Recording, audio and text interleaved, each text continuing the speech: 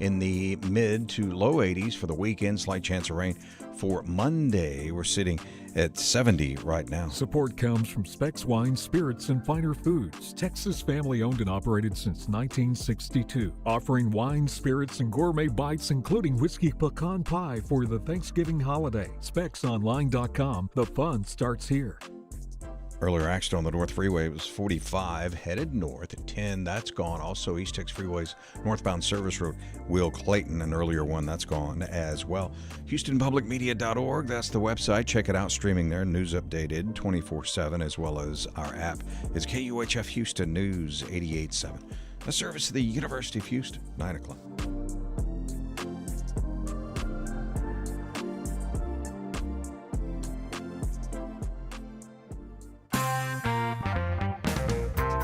Last night, President Trump signed a spending bill approved by Congress that ends the federal shutdown and also effectively bans most hemp-derived THC products, threatening a multi-billion-dollar industry here in Texas. I'm Craig Cohen. Today on Houston Matters, Houston Public Media's Andrew Schneider joins us with the latest. Houston Matters with Craig Cohen is a production of Houston Public Media with support from Baylor College of Medicine. Also this hour, the back and forth in the city of Houston over prioritizing cars and light rail trains. Plus, from SciShow to Crash Course to PBS Eons and Beyond, author and comedian Hank Green has been teaching science to a generation weaned on YouTube. Now he's helped launch Space Center Houston's Thought Leader series. He chats with our Brenda Valdivia. We'll start with a news update from NPR and News 88.7. Stay with us. Live from NPR News in Washington, I'm Corva Coleman. The federal government shutdown is over. The House passed short-term spending legislation last night. Democrats had demanded that Republicans restore subsidies for soaring health care premiums under the Affordable Care Act. House Democratic leader Hakeem Jeffries says Republicans don't care that Americans cannot afford health care. The longest shutdown in American history would rather do that than provide health care that's affordable to working-class Americans, middle-class Americans, and hard-working American taxpayers. But House Speaker Mike Johnson says the Democrats were wrong to demand changes to health care subsidies in exchange for votes to end the shutdown. They admitted that they were using the American people as leverage in this political game. They knew that it would cause pain, and they did it anyway. The whole exercise was pointless. It was wrong, and it was cruel. Senate Republican leaders say they will allow Democrats to introduce a bill on restoring health care subsidies next month. But even if that bill passes in the Senate, it's not clear Republicans in the House will even consider it. Stocks open lower as the federal government begins to reopen after a 6-week shutdown.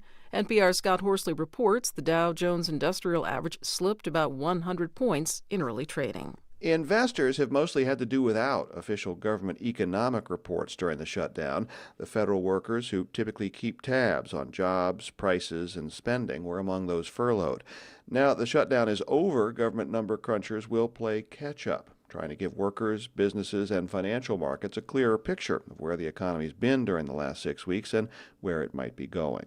Stock in the Walt Disney Company opened down after a mixed quarterly report.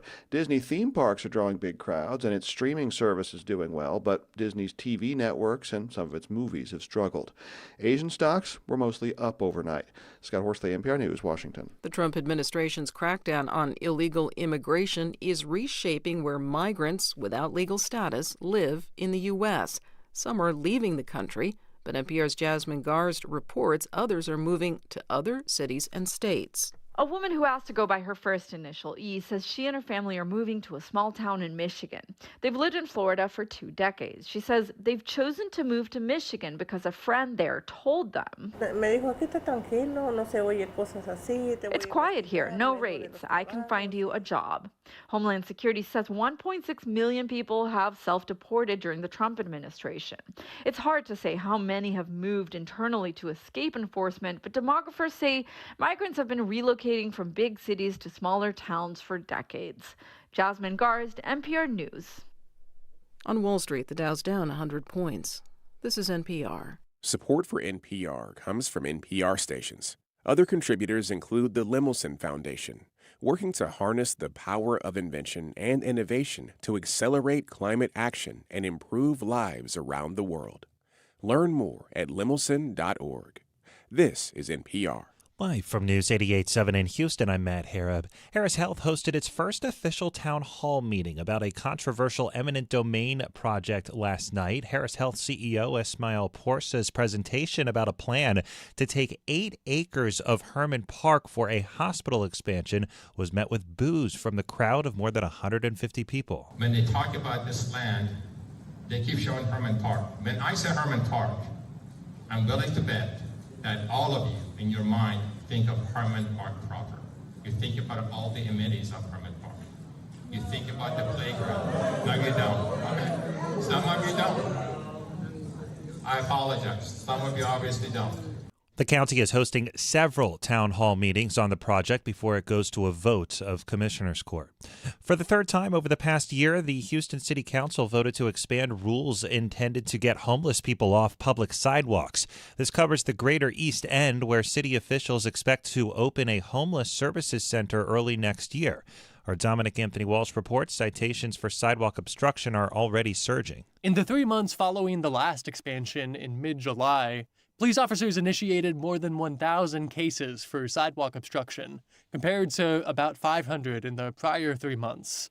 Councilmember Julian Ramirez voted in favor of expanding the civility ordinance, but he also pointed to those numbers, first reported by Houston Public Media, and asked for more data from Mayor John Whitmire's administration. Do they end up in services? Are they fined? Are those fines waived? How many are actually paid, et cetera? And I think this kind of data would help inform our policies going forward. While full details for all citations issued over the past 3 months are unavailable, fines were waived in 77 cases due to individuals spending time in jail. Another 65 cases were dismissed, according to data obtained from the city's municipal courts. I'm Dominic Anthony Walsh, News 88.7. And the body of a man who went into the Trinity River in order to save 2 teenagers whose kayak had capsized has been recovered. Texas game wardens say that William Poff is the father of one of the teenagers. He went into the water when the boys did not resurface, but then he himself went missing. The search included game wardens from both San Jacinto and Polk counties, along with members of the underwater search and recovery teams. It's currently 76 degrees here on the UH campus. We are set up for a high of 81 later this afternoon. I'm Matt Harrop, News 88.7. This is Houston Matters. I'm Craig Cohen. Good morning. Coming up this hour, why the city of Marque is defying the state attorney general, the latest in back-and-forth news over cars versus light rail trains in the city of Houston, YouTuber Hank Green, and why a Houston man's making a film about how a harrowing disease affected his mind. But first, last night, President Trump signed a spending bill approved by Congress that ends the federal government shutdown and also effectively bans most hemp-derived THC products, threatening a multi-billion-dollar industry here in Texas. Houston Public Media's Andrew Schneider joins us with the latest. Good morning, Andrew. Good morning. What exactly does this provision call for? What would change under federal law? What would change is that the provision would close what advocates say was a loophole in the 2018 federal farm bill by significantly lowering the legal limit on THC content in hemp-derived consumable products, everything from drinks to gummies. Republican Congressman Andy Harris of Maryland, who pushed for the ban in the House, made essentially the same argument that Lieutenant Governor Dan Patrick made when he tried to ban THC last year. In other words, that such products are being marketed to children. And what impact would this have on the industry surrounding those products?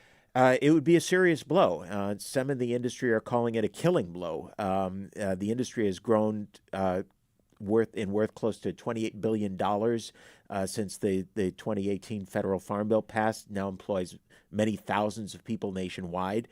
This would hit people ranging from the farmers that grow hemp to the small business owners that make or sell the products, and of course those who consume it, which includes many people that have come to depend on it as a legal alternative to opioids for treating conditions ranging from chronic pain to PTSD. Okay, so some are characterizing this as a killing blow. What else are you hearing from the industry about this?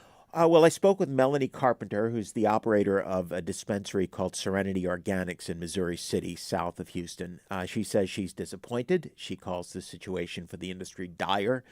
She says that this measure was uncalled for, that they'd just gotten back on their feet after and now they're right back to where they were several months ago at the height of the regular session of the legislature, where they almost banned it before the governor vetoed the bill.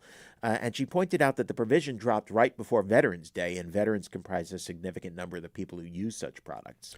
The ban is due to take effect in a year's time. What between now and then can folks like her and others associated with this industry do? They can organize. They can try and lobby the federal government to either amend the law or to write regulations that enforce it in such a way that would avoid a blanket ban. As we heard earlier today on Marketplace Morning Report, they were talking about they wanted guardrails rather than a killing blow. That might include something like a nationwide age minimum for buying products, which is something the industry itself has been pushing for. But part of the reason this passed in the first place is that the advocates, which include the alcohol industry, law enforcement groups, and many state attorneys general, were already organized and lobbying hard for it. So it's not going to be easy. Andrew Schneider is the senior reporter for politics and government here at Houston Public Media. Andrew, thank you very much. You're welcome.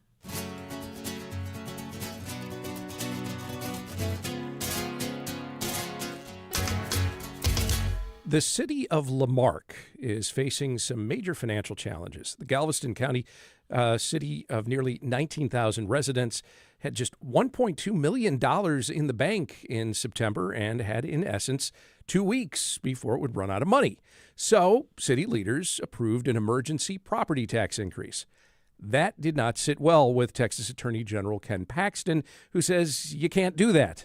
That under new state law, local governments are prohibited from raising property taxes that don't comply with state auditing requirements. He warned the city of Lamarque, don't do it. City leaders went ahead anyway.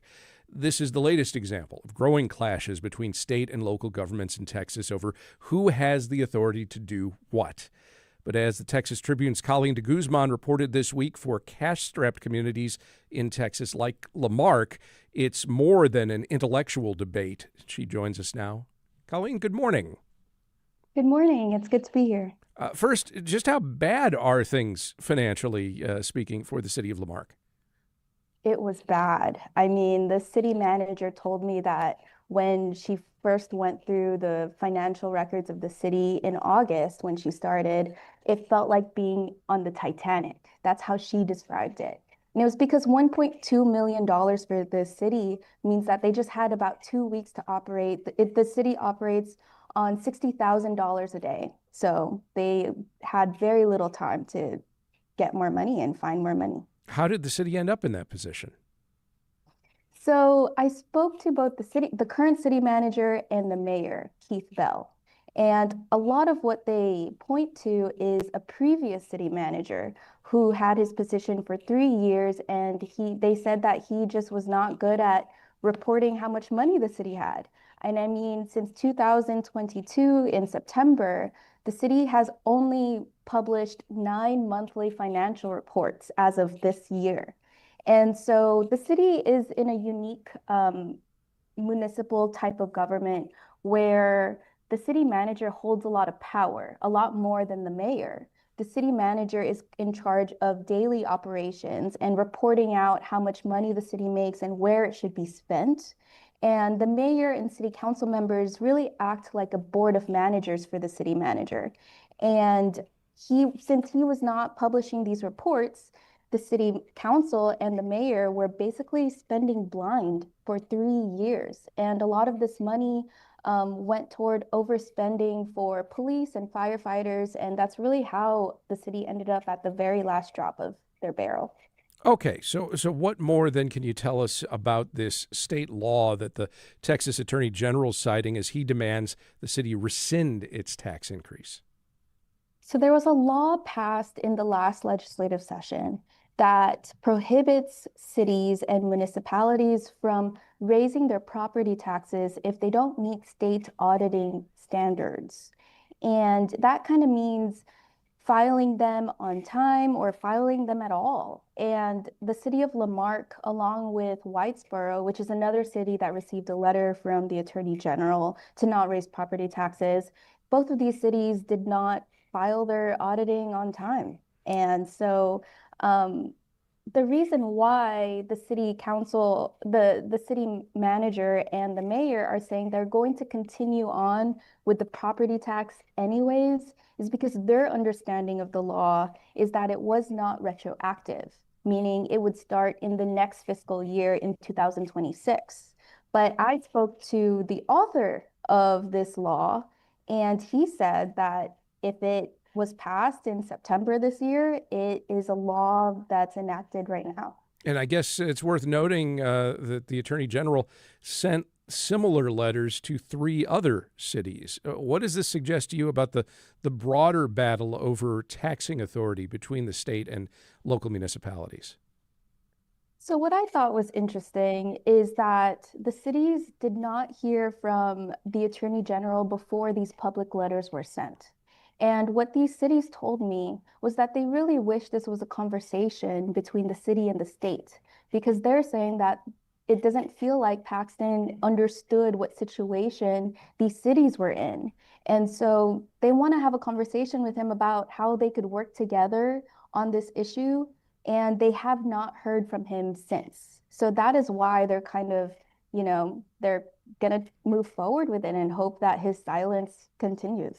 And so that's kind of what I'm getting from the relationship between the state and the cities. It seems like Paxton is, what the city manager told me, Barbara Hawley, is that she's calling his bluff, that it seems like it was a performative, press release that he just wanted to send out. Does that also suggest that if he should seek to take things further, that this would ultimately be resolved, at least in the case of La Marque, in court? I believe that would probably happen if that's the case. I also see the city's property tax increase would only increase 2 cents per $100 value of property. And so that only cushions them by about $360,000 a year on property taxes on top of their $5.6 million that they receive every year. And so I kind of see the city possibly either stepping back and not wanting to mess with any lawsuits because they have other ways of trying to increase their revenue for now. In any case, it sounds like the city of La Marque is still in a tenuous financial position. Is that fair to say? Yes, they are. For now, it seems like they're looking for some long-term solutions. And for them, that means hiring a city manager who is, transparent and good at their job. But for now, they're penny pinching. In the smallest ways, they are implementing a hiring freeze. They also, for this upcoming holiday season, they won't be having a parade that snakes through the city. Instead, to save on security and closing off businesses, they're going to have a parade that stands still so that the community can go observe and walk around it. And so they're really trying to find these small grants, these small loans to just make it through month by month. A parade that stands still. Sounds more like a freeze mob, but okay, whatever. Colleen Deguzman is a reporter with the Texas Tribune. Colleen, thank you very much. Thank you for having me. Up next, lessons from 2 recent decisions by Metro in downtown Houston. One, to take traffic signal priority away from the Red Line train and give it to cars instead. The other, to reverse course and give the priority back to the light rail line. Stay with us as Houston Matters continues. Hi, I'm Lenny Ambrose from St. Arnold Brewing Company, proud supporters of Houston Public Media. Right now, with your $60 donation, you can choose tickets to News and Brews. This member-exclusive event takes place February 17th. Enjoy a pint, connect with fellow NPR fans, and meet the Houston Public Media newsroom in person. Select News and Brews tickets when you donate at houstonpublicmedia.org/donate. Holiday tradition returns to the Wortham Theater next Friday. Tickets available at HoustonBallet.org. Support for Houston Public Media comes from Good Reason Houston with the 2025 Houston Public Education Snapshot, tracking how Houston's schools are preparing students today for a living wage tomorrow. Learn more at goodreasonhouston.org. Houston Matters with Craig Cohen is made possible in part by Ellen Binninghoven and Dr. Michael Schaefer, and with gifts from listeners like you. This is Houston Matters. I'm Craig Cohen. Last week, Metro restored signal priority for the Red Line light rail in downtown Houston.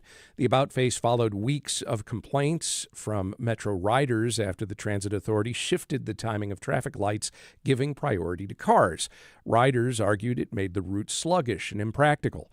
Just days before the signal priority change was reversed, reporting from the Houston Chronicle's Ryan Nickerson and Octavia Johnson revealed an email exchange between Metro officials showing the decision to give cars the priority may have been fueled by politics and not necessarily what was most practical or safe. In deciding to reverse course last week, Metro Board Chair Elizabeth Gonzalez-Brock said in a statement, quote, "These adjustments are part of our broader effort to improve mobility for everyone who shares the roads. Our transportation network is designed for multimodal use, and finding the right balance takes careful testing, coordination, and ongoing adjustment," unquote. Of course, this was just the latest in a mini saga in a long-standing debate over whether Houston should prioritize cars or public transit or other forms of transportation. And to discuss that, we're joined now by Peter Eccles. He's Policy and Planning Director for the transportation advocacy group LINK Houston. Peter, good morning. Good morning, Craig. Thanks for having me. As we chat, you can join our conversation at 713-440-8870, talk@houstonmatters.org, or comment on the live video stream on Houston Public Media's YouTube channel. Okay, so first of all, when did you learn about and what was your reaction to these initial changes prioritizing cars over trains downtown back in September? Sure. So first off, I should say that for over 20 years, for the existence of Metro's Red Line, it's enjoyed priority treatment at intersections through a technology called transit signal preemption. When the train approaches the intersection, it gets a go-ahead on the green, allowing it to run the service levels that it does every 6 minutes, over 93% on time, and a travel time that's competitive with driving inside the core. What we noticed, what we were hearing from riders in late September, is that their trips were taking a lot longer than they usually did. Metro was posting service alerts that due to a track malfunction, trains were running with delays in downtown. And then I ride every day myself. I was noticing it was stopping at a lot more red lights than it usually did. This all seemed very peculiar and was causing a lot of havoc to the people who rely on the Red Line. Houstonians make over 30,000 trips on the Red Line each weekday. It is Metro's busiest service. So this was causing a lot of people to be late for jobs, for school, for appointments, and lots of other responsibilities. Yeah, I guess we should underscore that there are a couple of factors at play here if the train is running behind schedule. There's just the longer ride while you're on it, but it's also the timing of when the train shows up and leaves at each individual station, wherever you hop on and hop off. That can put you many, many minutes behind. And I guess, if I understand correctly, the initial word was, oh, this should only cause a nominal slowdown, like a minute or so, which didn't seem, in terms of just common sense, to make a lot of sense.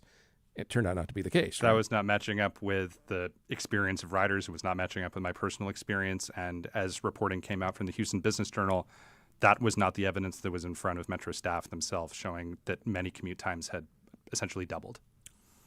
Are you pleased that Metro has since come to the conclusion, okay, maybe bad idea, let's reverse back to what we were doing? Absolutely. I mean, we're thrilled. We're over the moon that the Red Line is once again Metro's most frequent, most on time, and the reliable service that people have come to expect from Metro. The Red Line, at every 6 minutes, it's more frequent than some transit lines in New York City. I mean, this is really a top-of-the-line service that needs this transit signal preemption to run at the top of its game.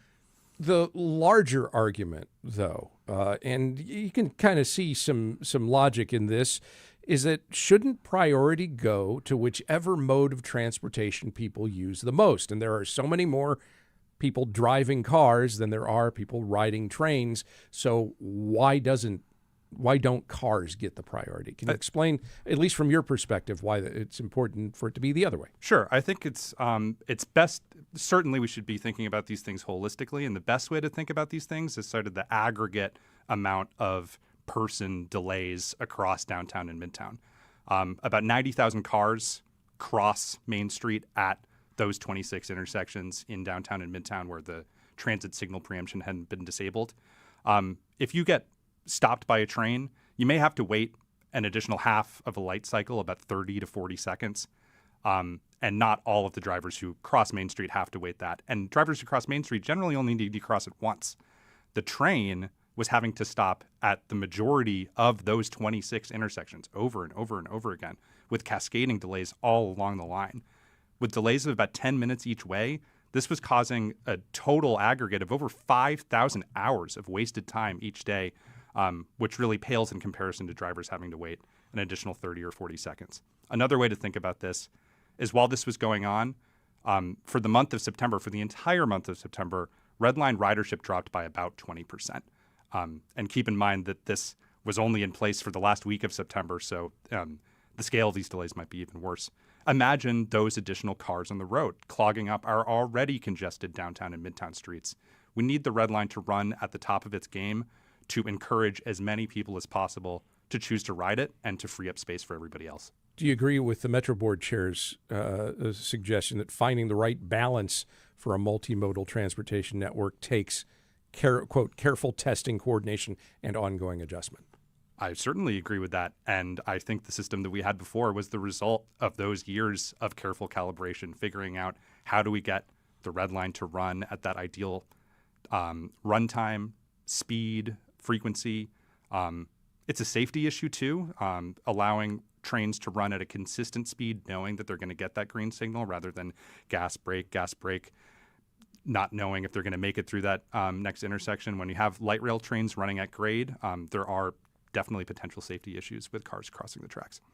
This is Houston Matters. I'm Craig Cohen, and we're talking about balancing modes of transportation across greater Houston and downtown, but really the rest of the region as well, and the role public transit plays in all of that. We're talking with Peter Eccles from LINK Houston, and we welcome your questions and comments at talk@houstonmatters.org or 713-440-8870. While some proponents of public transit don't like to even hear the phrase car-centric city, let's be honest. We are a car-centric city in terms of who uses what modes of transportation the most. Does it maybe, though, obscure, in your view, how important public transit is to Houston generally? Absolutely. I mean, you do hear all the time that Houston is a driving city, but that is not entirely accurate, and it does not describe the entirety of the people who use our transportation system. According to the Kinder Institute for Urban Research, 1 in 8 Harris County residents use public transit at least once a week. That's a lot more, I think, than people expect. Even if you don't personally rely on public transit yourself, chances are you rely on somebody who does rely on public transit. People who work in your office, your coworkers, your doctors and nurses in the medical center, all sorts of people that help our region thrive rely on public transit to work effectively, and the Red Line relies on this transit signal preemption to run effectively. Let's take a call. We have Julie on the line from the Galleria neighborhood. Julie, what's your question or comment? I'm one of those people that rely on the public transportation. You can only have one person driving a car, whereas a bus or a train, I've never been on a train, they can take 20 or 30 or however many it is out in there. Try taking the buses. It just might help. And I believe the buses should go before the cars because they're take up the whole road for nothing. Okay. Thanks very much for the call and for the comment. It's not just downtown. We see examples all over greater Houston of where roads and pathways of all size and shape and style are intended to be shared by cars and trucks and buses and occasionally trains, not as often as some would like, cyclists, pedestrians, emergency vehicles. Of course, we have HOV lanes and toll lanes and on and on and on and on. All of these pieces that make up ways to get from point A to point B, hopefully safely. And no matter how we organize them, lots of people are unhappy. So if you had your druthers, are there either any of those options that you would change or get rid of entirely or augment in some way? I think we live in a massive and diverse region, and I hesitate to give a one-size-fits-all solution or say that we need to go all in on one mode and get rid of one mode in general. But I would say that in some parts of our region, public transit is the most effective way to move the needle on fitting more people into our congested streets, on moving them more efficiently, taking cars off the road and improving our air quality. The core of our region, downtown, midtown, the medical center, U of H, where the light rail lines run, is one of those places where transit has been successful. And there are lots of other places where we could apply that same level of investment to move more people on public transit. Let's take another call. Joanne's in 3rd Ward. Joanne, what's your question or comment?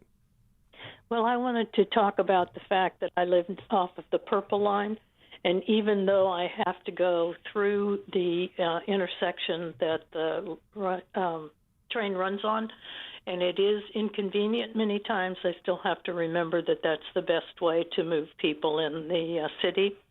I travel and really appreciate being able to take trains or public transportation when I go to another city.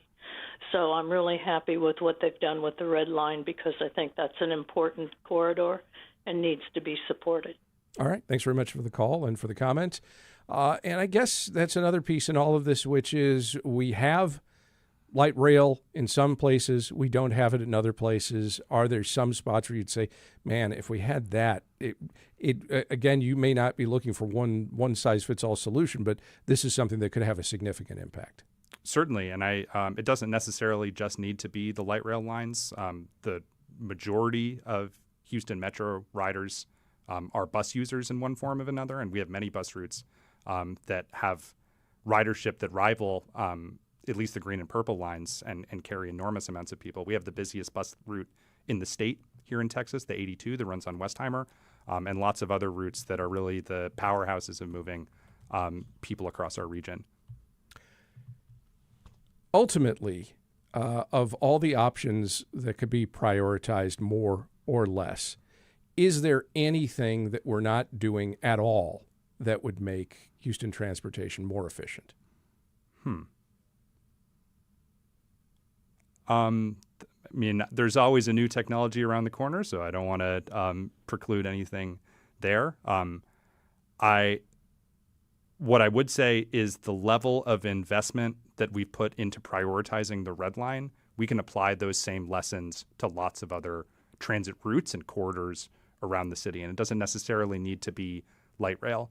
There have been proposals, such as in the Metro Next plan that passed in 2019 by about 68% of the vote, to upgrade many of our busiest local bus routes with that same level of traffic signal priority to allow them to move faster through intersections. Rapid transit. Exactly. Yeah. So just as the Red Line has been a shining success, we can apply those same lessons to our busiest bus routes and move a lot more people faster and allow them to choose not to drive. And yet policy has been to go the reverse of that in the last year or two.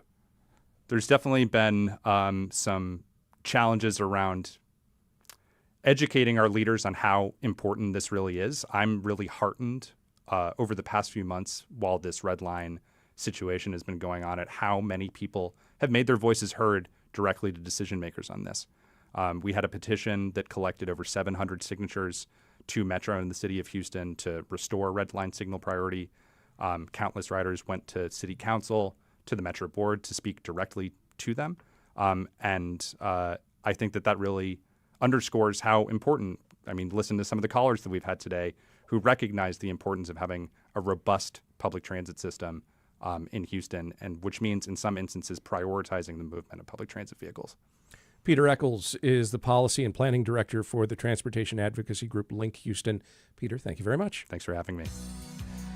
From SciShow to Crash Course to PBS Eons and beyond, author and comedian Hank Green has been teaching science to a generation weaned on YouTube. Just ahead, why Green's helped launch Space Center Houston's Thought Leaders series as Houston Matters continues. You count on Houston Public Media. That's why you're here right now. Take the next step and become a new member today. Every gift makes a difference. And with a gift of $5 a month or more, you'll receive PBS Passport, a member benefit that lets you stream more of the shows you love anytime. It only takes a minute to make a big difference. Join as a new member today at houstonpublicmedia.org/donate or call 800-364-8300.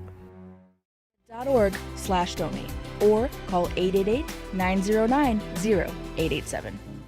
Support for Houston Public Media comes from Metro, introducing Metro Downtown Direct, helping riders get home for the holidays with non-stop service between downtown and Bush Intercontinental Airport.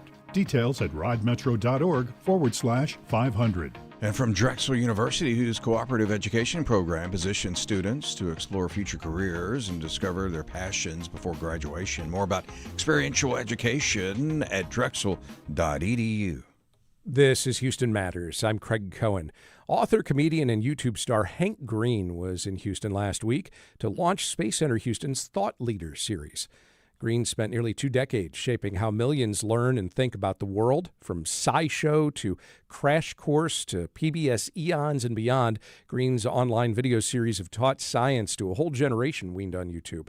And that's why Space Center Houston brought him to town and characterized him as a thought leader. But as our Brenda Valdivia learns, you probably won't catch Green using the term much. Oh, well, the funny thing is I've heard it before for years, and I probably at some point in my youth was like, what if somebody someday thought I was a thought leader? And now apparently people do. And it's not something I spend a ton of time thinking about. But yeah, I mean, I guess in reality, let's try and separate ourselves from our humility for a moment and like the frailness of my human form. But in reality, power collects inside of people. Like that's kind of a thing that happens, and I've experienced it, so I know it's true. And, you know, people listen to things I have to say, which means that I have to be more thoughtful about the things that I have to say, which maybe means that the things I say are hopefully better than they would be if I wasn't thinking hard and trying to be careful. Yeah, and you've put out a lot of content. I have put out so much content. Have you ever tried to do the math of how many hours? Question. No, I haven't. That's a great... I should someday. The internet is so forever, and it also it's mirrors of each other because there are fan-made videos of you and of your brother and statements you make. And by the way, I'm just going to throw this out there. I'm a big fan of Dropout. Oh, yeah. And I saw you in Mentopolis, which is not Dungeons and Dragons, but a tabletop game that you played with Brennan Lee Mulligan. I was also fortunate enough to interview him years back. But it just brought up the thought of you're around in so many different ways. I can't imagine what it's like to know that you are the Hank Green online. Well, yeah, I mean, the scary part of it is that knowing that like there's a version of me in a lot of people's heads and I don't really have control over that, and I really want to. Like that's really, well, you know, if you were my therapist, I'd probably get into all the different terrible motivations I have for just like desperately wanting to please people and to have people like me, because that was, you know, part of feeling physically safe as a kid, not around my parents, but around my other children in middle school. I had great parents, very supportive, but I think, you know, we all also, like, my parents did want us to, like, do cool and valuable things in the world, which I think is good. But I have had to learn that I cannot make everyone like me, because that really kind of was the point for a long time. Like, how do I get everybody to like me? That would be safe. That would feel good. That would be some version of success. And I definitely, like, what I really want to do, I'm trying to separate out, I really want everybody to like me, to I really want to have a positive impact. That's sort of like easier for me to get my hands around because I can't control a bunch of other people's versions of me that they have in their head. Yeah, and speaking of positive impact, you've done a number of independent projects. You've done projects where people get socks and, you know, free education on YouTube and nonprofits. And that's just your own projects. And then on top of that, you help out others. at some point, when do you say, I got to take time for myself? I got to remove myself from the image that people have of me. I don't know if this will resonate with anybody listening, but like there can be times in your life where you feel like the need in your career, and this isn't like unique to me at all, the need for you in your career is so great that like it doesn't make any rational sense to give time to your friends, to like give time to like being in community with other people, because there's all these signals I'm getting from my boss, from my paycheck, from my my viewers on YouTube, like whatever it is for you, that like my time is so valuable that like I should be spending it all doing this. That's been a thing that I have had to learn how to fight back against, because I kind of feel a little bit like man, if I work so hard, I would get so much food, but you would never get any water. So I can sometimes feel like, oh, I've gotten all this food and I can give this food away to other people, but like I'm not like drinking anything at all, because I'm not getting that human time with my family or with my friends or all that stuff. And so I'm trying to make sure that I prioritize both kinds of fuel. Sometimes I'll ask folks a personal question. I feel like I just did. Sure. And you gave me a very open and honest answer to my question. Sometimes that doesn't happen, but I realize you're the type of person who's open and scientific about your vulnerabilities. In your comedy special, Pissing Out Cancer.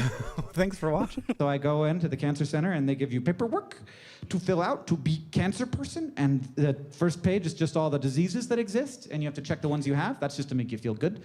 That you're like, oh, I only got like 1% of the diseases. I'm doing pretty good. And then the next page starts off, it says, have you, in the last couple of months, considered committing suicide?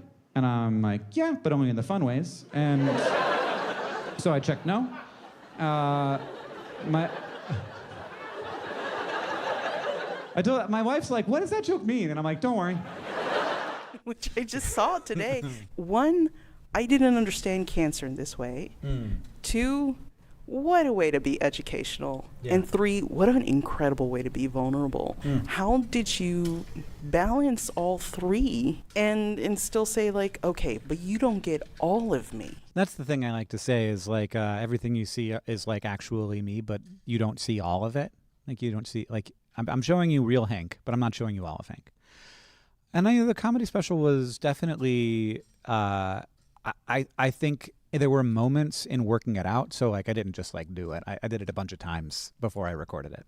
And there were times when I felt like I crossed lines for myself in a room, but it was 200 people. And so it wasn't that big of a deal. That one wasn't recorded. There were times when I felt like I crossed lines in how I treated disease, where I was kind of relying mostly on my experience, not on the experience of other people, which can be very different. Cancer is basically different every single time it happens. And if you're hearing weird noises in the background, my son is playing soccer with a small moon here at Space Center Houston. Is that, yes, it's on the wall. Yeah, it's totally cool. And your wife is also here. Yeah. That means a lot of people help you. You have sure, a huge network of support Yeah. that's invisible to most. But they're here. Yeah. Well, yesterday we were in the airport and a person said, thank you so much for helping me. I'm getting my nursing degree. And I was like, oh, yes, thank you. Thank you for saying thank you. And then Catherine was like, and I was like, what? And she was like, and it wasn't me. It was a whole team of people. Shout out to Catherine. Yeah. I see you, girl. Yeah. That's what she said. I'll thank the team for you. We talk about when it comes to space exploration or different sciences, we give out accolades and, there's the first man on the moon. Yeah, we all know Neil Armstrong's name. Yeah, but there's a whole team that puts them out there. Yeah. And at this point, the sciences and NASA's budget is being cut. There's like question marks in the air. Who's the future? What is the future? Oh, yeah. And that being said, it still requires a whole team, a whole movement of people. Yeah. And part of what you do is to get people excited about sciences. How do you get across the first hurdle? Not the people already excited about science, but the people who don't really consider it as a part of their daily lives. I mean, I look for this all of the time. And the thing is that like every question has a kind of scientific answer. And there's so much that hits us. Disease is a great one where, like you want to talk about like the science of diabetes, you don't title the video "The Science of Diabetes." You title the videos like "Will we ever cure diabetes?" Because that's practical, and it's also a real question because we might. You know, there's no reason, there's no like physics reason why diabetes has to happen. You know, we could cure both types of diabetes. And we've actually gone quite a ways in the last 10 years of doing a lot for type 2 diabetes and type 1.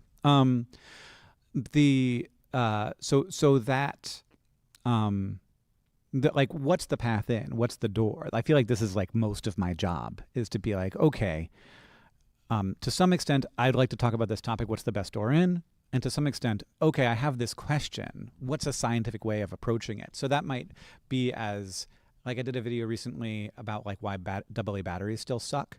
So like we've had AA batteries since I was a kid. We still have AA batteries. They're basically the same. During the same period of time, like that thing that's in my phone can power like a more powerful flashlight than I had in my home as a child. For one, the chemistry is complicated, and two, they've built it into the phone in a way that makes it very hard to swap out.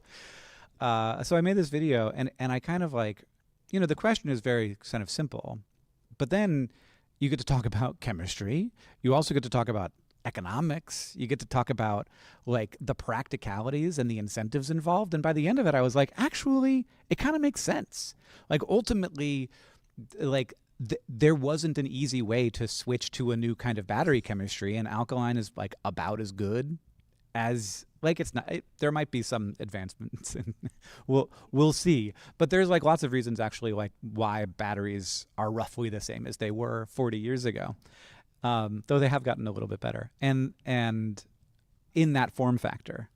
And then we also have this like other solution where we just put lithium-ion batteries into things that need higher voltage, but like the television remote didn't really need a new. Anyway, I was kind of fascinated, and there like that there was kind of a good reason why. And but through it all, at every step of the path, there's like an interesting science thing to talk about, or like an interesting human thing. You know, like economics is a kind of science, but that's not really what I think of when I think of science. Sorry, economists. So like anytime I find like a weird question, there's always something interesting to talk about. Is science a type of magic in that way? Well, that's actually, I'll have to take a stand here and say science is not a type of magic. No, and I don't mean in terms of, you know, it's the not future. Supernatural. No, it's not supernatural, but the majesty of science it in is. that way. Because if I went back 150 years ago and showed somebody a battery, and something started working on its own because of it, that's incredible. And yet it's now so mundane. But the exploration of something new, understanding something new, there's a mesmerism to it. I mean, and also understanding how we know something that you've been told your whole life is also like that's almost more special to me. Like if you say, oh, the universe is X big and Jupiter's this far away from Earth, and like these are just facts. But there's actually like reasons we know that. Like how would you figure out how far away a star in the sky is? That's nuts. I have had panic attacks when I've thought about black holes. But it's just a very practical thing that we talk about all the time. Like, how far away is Alpha Centauri? We just know that. Somebody has that in a table somewhere. How'd they figure that out? When I think about the difference between million to billion, I absolutely freak out. Well, as I like to say, the difference between a million and a billion is a billion. They are not similar numbers. Oh, I know we got to wrap up. You got to get going. What do you want people to know when it comes to learning something new or returning to a subject that they weren't good at in the past? Oh, that's an interesting point. I mean, you're different than you used to be, and so are the tools. And really, the thing that I think has changed about me since I started having this job, because I wasn't always like this, let's admit it. I was less curious than I am now. It's really a muscle. Like if you exercise it, it gets stronger and you get better at being curious. And this is my piece of advice. It's not really advice. It's just a thing that I believe, which is that like curiosity is like a top 2 human emotion. The more you experience it, the better your life is. I want to tell you, William Shatner told me the same damn thing. Really? I'd love to hear that interview. Author, comedian, and YouTuber Hank Green's all over the interwebs with videos that teach and talk about science. He was in Houston last week to launch Space Center Houston's Thought Leader series. He spoke with Houston Matters producer Brenda Valdivia, and you'll hear more from Green next week on an upcoming edition of Hello Houston. Still to come, Katy resident and aspiring filmmaker Jacob Savoie's long saga recovering from encephalitis. It's the subject of a new film. Stay with us as Houston Matters continues.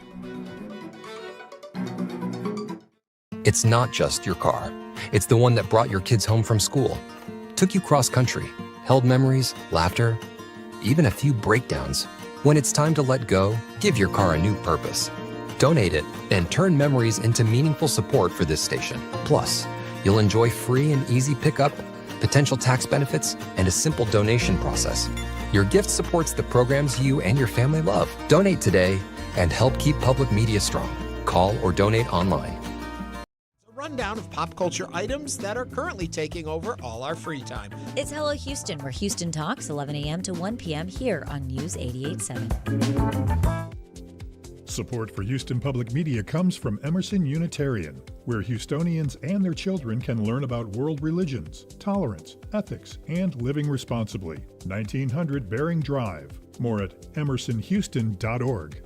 We get support from members like you, greatly appreciated, and from Alley Theater. Performances of A Christmas Carol, presented by UT Health Houston, begins November 16th. Features Ebenezer Scrooge and the Spirits, who teach the meaning of the holiday season. More at alleytheater.org. Encephalitis is basically inflammation in the brain caused by a viral infection. When treated quickly, it might not have much of an effect. If not, well, then you're off to the races with a whole variety of possible neurological outcomes. Katy resident and aspiring filmmaker Jacob Savoie and his family learned that firsthand. He's co-written a full-length narrative film based on his experience and directed by his fellow co-writer Griffith Mehaffey. It's called My Missing Mind, and the filmmakers are here to tell us more about it. Jacob, Griffith, good morning. Thanks for having us, Craig. Jacob, when, so far as you know, did you first develop encephalitis? So, developed encephalitis my last semester of college, of all times. You're just on top of the world. You think everything's going great for you. But you start to feel the symptoms. It starts to feel like a flu. It moves forward very quickly. You start to have a lot of pain, especially on the headaches. And then your body starts to decompose and really starts to fall apart. So it was a tough time for me. Yeah, and as I said, it can have a variety of impacts depending on what part of the brain it affects and how. How did it manifest for you? What were some of the? At what point was it? Something here is severely wrong, and we don't know what it is.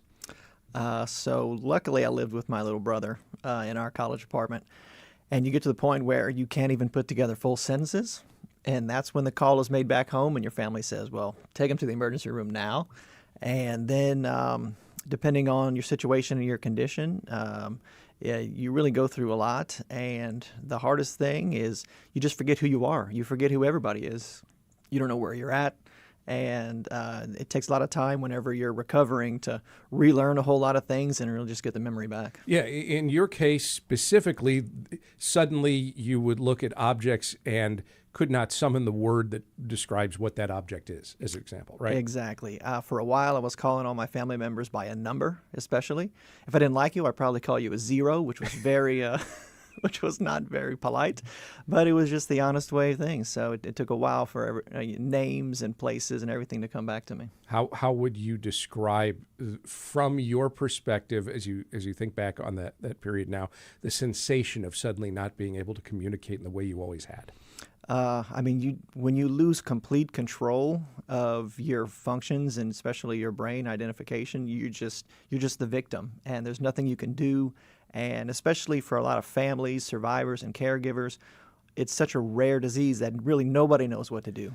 And I guess that's also another thing to reinforce, is just because you went to the ER doesn't mean doctors there had any idea what was going on, at least at first, right? It takes a lot of tests. It takes a lot of observations.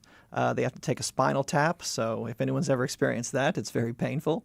And the symptoms, it always leads to meningitis first, which is the more common form. But whenever it travels deeper into your brain and affects your frontal lobe, that's when encephalitis really kicks in, and the effects really hit you hard. What was the turning point for you? Turning point as in? As in you're starting the real road to recovery from it. So probably once you get out of the hospital and you return home, you really start, it's tough to get back into the situation, because for me, what was really affected was my judgment skills and my common sense. And so your brain is so out of whack, you could do anything at any time. You're a grown adult, and a lot of poor decisions happened after that. So the recovery took a while, absolutely. All right, well, I won't pry too deeply into those decisions that were made. But Griffith, how did you get involved with making a film about this experience? Well, Jacob and I had a mutual connection, and he had told me about Jacob's story, and he said, well, there's kind of a script in the works. Jacob had made a sort of a Word document of a lot of his experiences, and so I took that and made it into an official screenplay, and the idea was we were going to sell it, which we almost did in 2019. We shot some scenes from the script and went and pitched it and got some studio interest, but one of the perks was we would have to let the cast go and let them recast it. And we said, well, we really like the cast that we have. These people really deserve a shot. And so we thought about it, and we said, no, we're going to produce it and keep the cast. Why decide to make it as a narrative film and not a documentary? Well, we did both, actually. Mm-hmm. Okay. So we did the documentary first, and I interviewed a lot of his family. And he has a great family. I was very impressed with everyone. They all really rallied behind this guy. It was a very inspiring production to do, to see family and friends just really reach in and pull this guy out from the jaws of death. Because I think if he had not had all that support, I think his story would have been very different. Especially with regards to his mom and his two sisters. They're just three angel people. So that's really what. To be honest, it was really the sisters and the mom. Their testimony, I was like, wow, this is a really powerful story. They really did everything they could to save this young man. What do you think you've learned about encephalitis and the impact it can have on somebody's life from this experience that you didn't know going into it? Well, one of the things that Jacob and I really struggled with the film is encephalitis. Most people who get it, you can tell. You can see just by their mannerisms, how they walk, that something's wrong, okay? In Jacob's case, it was caught early enough to where if he would never tell you, you would never know he had something like this. And so the thing that I learned is when a disease like encephalitis gets a hold of someone, you basically got a very small window of time, like 48 hours, maybe even a little bit less. And if they don't diagnose it properly, which most of the time it's not, by the time they figure out what this thing is, there's been considerable damage. And with brain injuries and viral infections of the brain, once that part of the brain is compromised, you don't get it back. You're just left with what's there. So that was something we really focused on in the documentary, not as much in the film. That was kind of one regret I had, because there was so much we wanted to tell. But also that's what I learned was this disease it's very lethal if it's not caught early, which is why we wanted to raise awareness for it. Any screenings planned for the film, or is it available for streaming?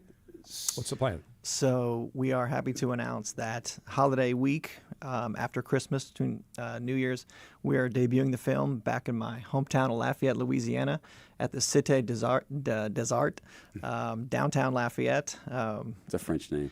It's going to be a good old time. So hope anybody can make it, and hope to see you there. And then after that, potentially available for streaming?